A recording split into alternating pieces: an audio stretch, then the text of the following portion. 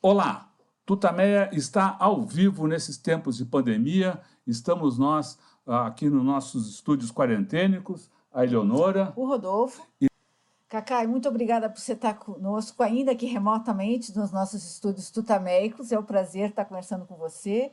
Eu queria começar te perguntando como é que está a sua rotina na pandemia, como é que você está vivendo, como é que você está vendo a situação mais geral aí do país. Bem, primeiro, Eleonora e Rodolfo, é uma alegria enorme estar aqui com vocês. Eu acho muito interessante que você comece fazendo essa saudação sempre em solidariedade, e eu quero me unir a essa saudação, e especialmente, eu diria, não só esse carinho que nós devemos ter para aqueles entes queridos de amigos e conhecidos, que hoje todo mundo já perdeu alguém, mas também aos presidiários, a família dos presidiários, que na minha visão, e desde o primeiro momento, era voltada às minhas preocupações para o presídio. Eu sou advogado criminal, e a minha preocupação sempre se voltou, porque eu sabia que, com a politização do vírus feito por esse governo genocida, quando chegasse dentro dos presídios, o vírus seria uma catástrofe como está sendo.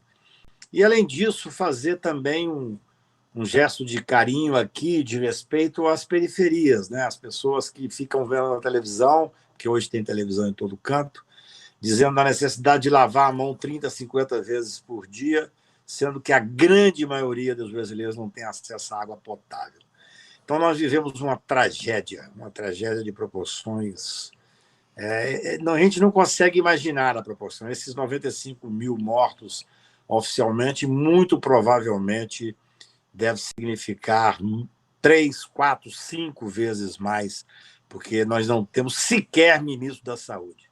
Nós vivemos o drama do enfrentamento dos juros. Hoje eu falei em Portugal, falei na França, eu tenho interesses lá, amigos e alguns advogados com quem eu trabalho, e eles conseguiram fazer o enfrentamento de forma razoável. Tudo é uma tragédia, evidente, mas a nossa tragédia é muito maior, porque nós temos um verme comandando o país nessa hora, um genocida. Eu quero expressar minha solidariedade a todos que têm essa visão do drama que nós vivemos. Você pergunta do meu dia a dia. Olha, Leonor, eu vou te dizer uma coisa, eu poderia ficar 100 anos onde estou.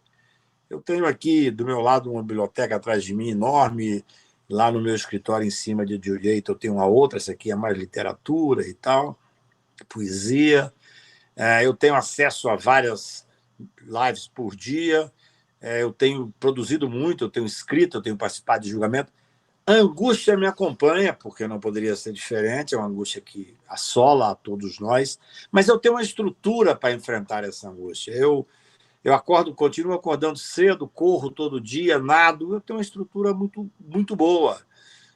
Tenho lido mais em algumas questões de poesia, de literatura, do que lia antes até, porque primeiro porque tenho tido um pouco mais de tempo, segundo porque a gente pensa mais na finitude da vida, né? Quer dizer, a gente vê que na verdade, toda aquela correria tem 4 meses que eu não coloco uma calça, eu só ando de calção dentro de casa, no máximo que eu me permito para ficar chique perto de vocês é botar uma blusa e tal. Mas, assim... E o enfrentamento diário. Eu faço live, eu escrevo, eu participo de programa de televisão, eu dou entrevista no rádio, porque eu acho que nós temos que resistir. A resistência é o nosso antídoto a essa loucura que virou o mundo, né? Não é só aqui, não, é claro. Nós não podemos também... cada vez mais, com tantos exageros e questões teratológicas que eu vejo acontecendo, que eu vejo que, na verdade, nós perdemos um pouco a possibilidade de ter aquilo que eu chamo de sentimento do mundo. Eu tenho para mim, Rodolfo e Eleonora, que a única forma de você ter de conviver com as pessoas é ter o mesmo sentimento do mundo. Você pode ter visões diferentes, você pode ter, muitas vezes, claro, questões políticas que diferem aqui e acolá, mas se você não tiver o mesmo sentimento do mundo, se você não sofrer com a pandemia, se você não sofrer com o descaso, se você não tiver uma tristeza imensa com o que está acontecendo, você não serve para conviver, pelo menos comigo. Aí eu penso assim, eu estou numa fase da vida, outro dia me falaram, por que você não processa o fulano que falou isso e aquilo de você? Eu disse, eu escolho, inclusive, os meus inimigos.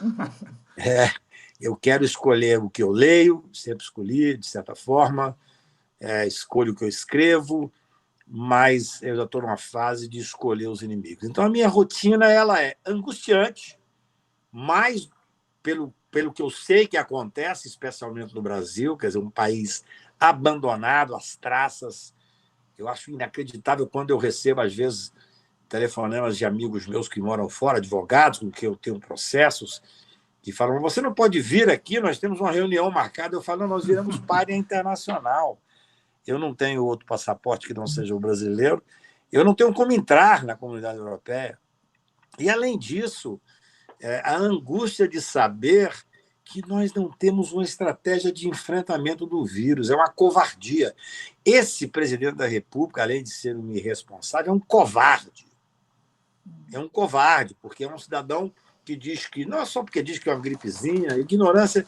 Olha, eu tenho muitas vezes uma certa preocupação, porque o ignorante ele ignora o mundo, mas é pior do que isso. Há uma condição sádica, uma postura sádica em relação ao mundo. Eu sou um cidadão que eu digo o seguinte, eu tenho 4 meses que eu praticamente não saio de casa. Fiz agora uma fugida para Trancoso, também absolutamente... lá fiquei em isolamento, mas eu queria ficar um pouco no mar, nadei todo dia, corri na praia de máscara e sozinho. Claro, eu estava com a minha família lá, mas assim, de uma forma isolada. Então, é muito, muito triste esse isolamento que vivemos. Nós ainda temos condições. Eu vejo atrás de você aí, você tem biblioteca para aguentar alguns dias de falta de estrutura física fora da cidade. Eu não preciso sair da minha casa. Nós somos privilegiadíssimos. Agora, quando eu converso com alguns companheiros que me falam da realidade da periferia, eu penso... Meu Deus, onde chegamos, né? Quer dizer, a falta absoluta de sentimento de solidariedade. Não queria muito, não. Se esse governo fascista e genocida fosse solidário, topasse ser solidário, não tivesse com o propósito de vender remédios que certamente não têm aprovação, não tivesse a gozação, quer dizer, é muito ruim você ver o escárnio, porque é muito diferente quando você faz o enfrentamento político. Eu sou um homem político, nunca fiz política partidária, mas faço política institucional 20 horas por dia. As outras 4 eu durmo. Então, assim, enquanto estou fazendo política institucional, como estou fazendo aqui agora, conversando com vocês, eu respeito as opiniões. Eu não sou dono da verdade, mas eu não posso aceitar o escárnio, aceitar aquela gozação barata. E a gozação barata em cima de pessoas que não têm como responder, que muitas vezes não tem como fazer a diferença do que é sério e o que não é sério, porque no regime presidencialista, Leonora, a figura do presidente da República tem uma força simbólica muito grande. Isso é que eu diria que aí está repousada naquilo que eu chamo de covardia, viu, Rodolfo?